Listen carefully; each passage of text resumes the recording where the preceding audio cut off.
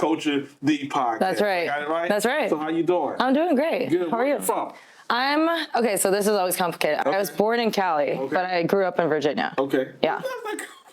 Well, because I was about to say, like, all these different places, but no, I was born in Cali, and then I moved to Virginia when I was 2, so I just say I'm from Virginia, but really I'm a Cali girl. Okay, I can feel that. I can feel that vibe. So you are the co-host of Christ Culture, the podcast. Mm-hmm. So we heard a little bit in the other episode how your co-host kind of got into the space. Tell us your story. How'd you find yourself on the podcast? Yeah, so he kind of mentioned how we all joined in like an e-group. Yeah. For me, it was finding my life with Christ, and that was during the pandemic. Yeah. So it wasn't until 2020 that I completely gave my life to Christ and found that I wanted to get baptized. Yeah. So I did that, and then I knew that I wanted to find fellowship, and it wasn't until probably like a year later, I was just watching church online. Yeah. After going to different churches, this was still the church that was speaking to me the most. Yeah. So then I joined a fellowship group, and that's where I met all of our friends. Yeah. And in that group, we decided that we're all creatives and we wanted to do a podcast. Yeah. So it all started from a question, and she was asking, like, what is one thing that God is moving or calling you to do that you're having the most resistance to? And for me, it was using my voice, where I kept hearing him say, like, I need you to speak on certain things, but that was probably the biggest weakness for me, was just vocally expressing things. Yeah. So yeah, we just knocked it out, and here we are. We just closed up our season 2, and yeah, big things have been happening. Hey, so what type of topics do you talk about? Ooh, we talk about everything. So like with Christ Culture, our whole idea is to make it tangible and digestible for our culture to understand. I know for me, when I was learning the Bible, I still can't really understand King James Version. Like for me, I need to understand like in regular terms, like how we're speaking.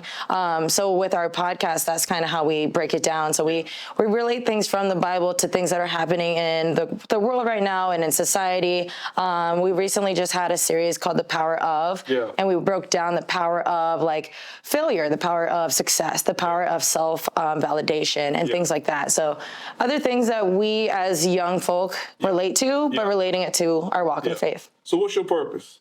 My purpose? My purpose is exactly that, I find. And the more that I work that muscle, I discover it even deeper. So my purpose is to tangibly break it down for people to understand that you can have this life too. You can love Jesus and still be in this world without conforming to this world. And you can be set apart. So. How has that's a unique purpose. How has that been for you to kind of walk and live that out? It's been interesting, so I've only been a Jesus follower officially for like 3 years. It's always been a part of me growing up, but officially as an adult, I made that decision 3 years ago. So it's definitely been identity reshaping, where I have these dreams and these goals and these ideas of who I am as a person. But then Jesus is like, well, let's refine this a little bit deeper. Let's cut off these parts that you don't actually need, and let's actually make you more of a diamond.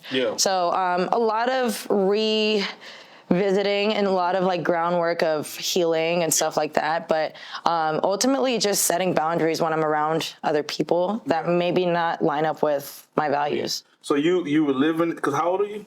29. So you were living your life, and 3 years ago you decided to make that shift. Yeah, absolutely. What was it for you that said, this is what I'm going to do? I need to make this shift. I know the pandemic, we all kind of had to take pause and make a stop, but was it something deeper for you? Yeah, absolutely. For me, excuse me, I was living in LA for a while. I was dancing professionally, and like, I'm sure, with any major city, it's a lot of clout chasing, especially LA, it's Hollywood. So I was in that circle, and I always felt a void. No matter what success I had with jobs or gigs and stuff like that, I still always felt a void. And it wasn't until the pandemic happened that I separated myself from that city that I dreamed my whole life of living in, that I went home with my family, and then I got to center myself and say, hey, something is missing, and I think I know what's going to fill it. And what happened was one of my old friends from college that I never really spoke to that much, hit me up, was like, hey, we're doing a Bible study virtually for creatives. Do you want to join? And I was like, now that's up my alley. I can do that. And so that's kind of where I started to be like, okay, this whole Bible thing is very practical in my life right now, and I want to explore more about it. During that time, did you ever say, while you start that process, you're like, nah, let me, it's not it. Let me. Yeah, there's always a push and tug, but for me, I just saw it as like, what could I lose? Yeah. You know, like coming from that point, I was smoking like several times a day and like drinking and cursing and dressing a certain way and speaking a certain way. And like, it just wasn't doing anything for me. It just really felt superficial. So at that point I was just like, well, why not? Right. If I'm going to do anything, I'm going to do it 1,000%. So speaking to the millennial who is watching and maybe they're in that situation that you were in. Yeah. Right?